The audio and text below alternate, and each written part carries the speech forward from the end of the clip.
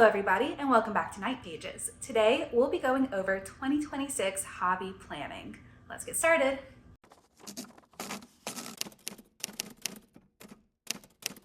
I feel like this time of the year it's very common with New Year's planning. A lot of people will create goals for their hobbies in different areas of their life. Like personally, I'm doing goals for reading, goals for hobby in general, goals for writing, and then also some financial and fitness goals as well. I find seeing what other people are doing so inspiring, and I wanted to share what I had decided to do for my hobbies this year, which generally I'll have these big lofty goals, but in the very end, I usually don't meet them because I just can't get started. Initiating that first one, getting the first iteration of each thing started will help me continue to work on these goals throughout the year. I thought that the best way to do this would be to create one of those bingo cards. I settled onto 3 main categories, which everything doesn't perfectly sort everywhere, but that's okay. The main categories will be crafting, writing, and then milestones. And the reason that I had milestones was so that I didn't just check something off and say, perfect, good, pat on the back, we're done.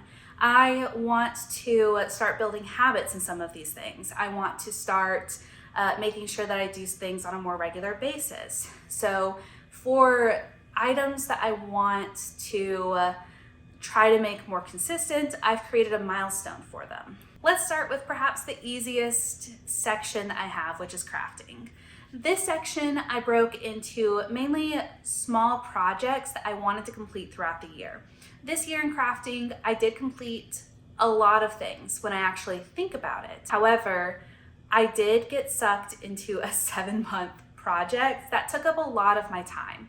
And in doing so, it also had a deadline because it was a Christmas gift. Turned out great. It was lovely.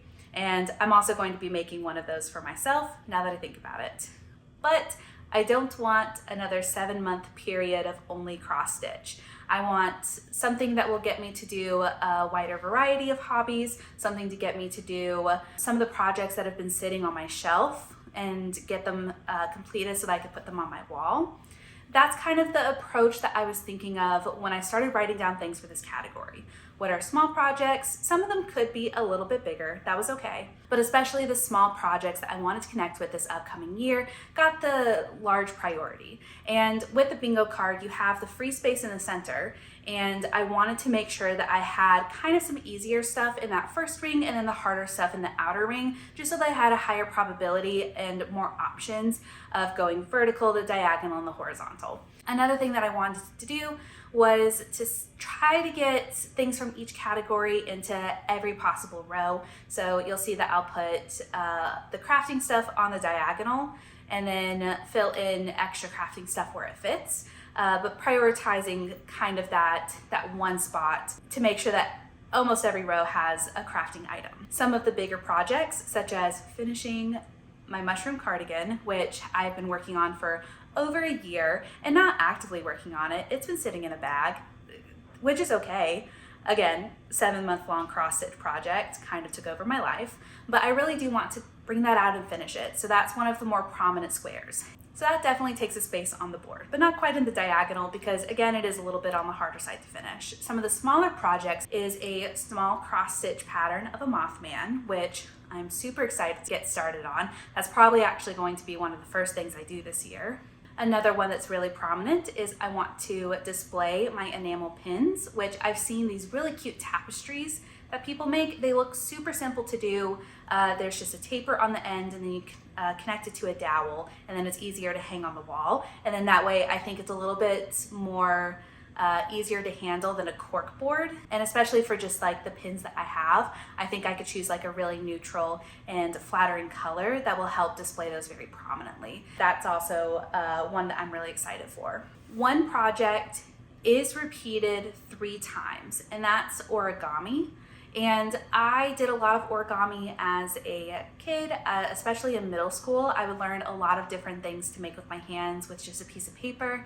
And I really miss just having that wide bank of items that I could fold. Of course, I still have the crane, I still have a little ball, I still have the little hat that can be turned into a boat, but I really want to explore something new. Learning 3 new origami objects to make seems very reasonable to me, especially since you learn it in one afternoon, you repeat it several times over the next several days to coming week, and then eventually it's just rote memory. Usually, if I remember right, it was make it 7 times and then you've got it, which I think if it's complicated, it might take me a bit more than 7 times, but that's a good rule of thumb. And the last 2 projects that I'm going to mention on the board are a vest, which I've been wanting to get into making clothing more and more. And so it doesn't matter if it's knit or crochet, I would like to make one. And then kind of to bolster the idea of making something in knit, I've also included a square of just make something knitted. And this could be something smaller, such as a hat. I could do a beanie, or maybe even just back to the basics and go for a scarf, or even more smaller could be washcloths. That might be fun. Or like I've even seen people do coasters. That could be good too. But definitely my go-to craft with fiber is crochet, and I'm very comfortable in that pocket. And I want to just kind of make sure that I keep my knitting skills up to par. I'll probably actually have to watch a lot of tutorials again, which is so fine. But I'm really excited to make sure that I get at least 1 knitted item into this year's recap. Moving right along, we'll do a writing and reading block.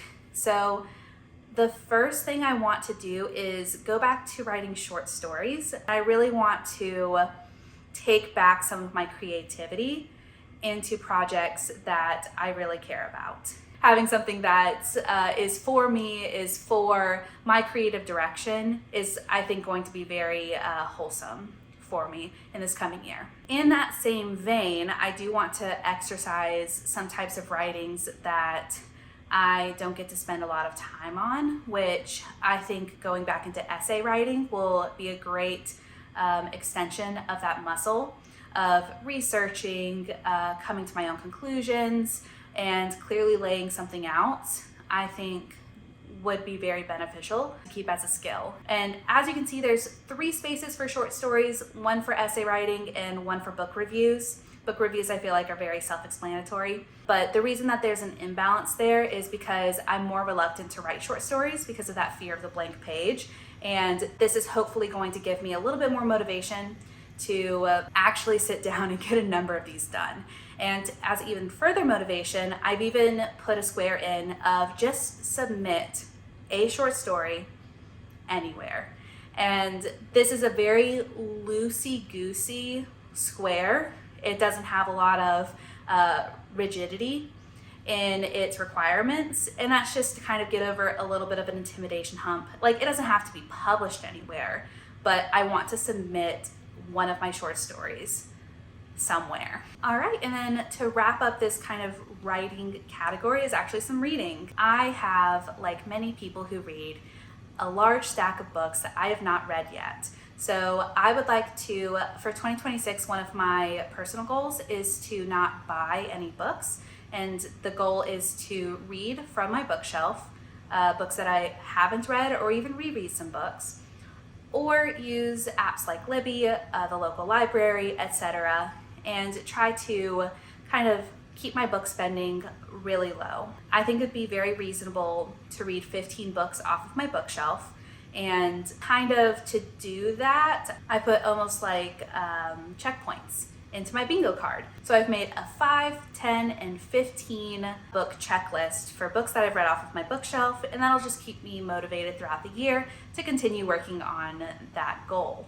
The last category for my bingo card are milestones, and we've actually just gone over one. So reading the 15 books off of my own bookshelf is one of the first milestones that I have on here. So my milestones, I don't have many, just a couple, but these are going to be the ones that are going to take a large portion of the year to actually accomplish. But the book goal, I have a monthly watercoloring goal, which I've been enjoying watercoloring recently, and I think doing one a month will help me just kind of keep in practice. Ideally, I would do more watercoloring than one a month, but minimum one a month is what I'm thinking. And then the last milestone is actually this for videos.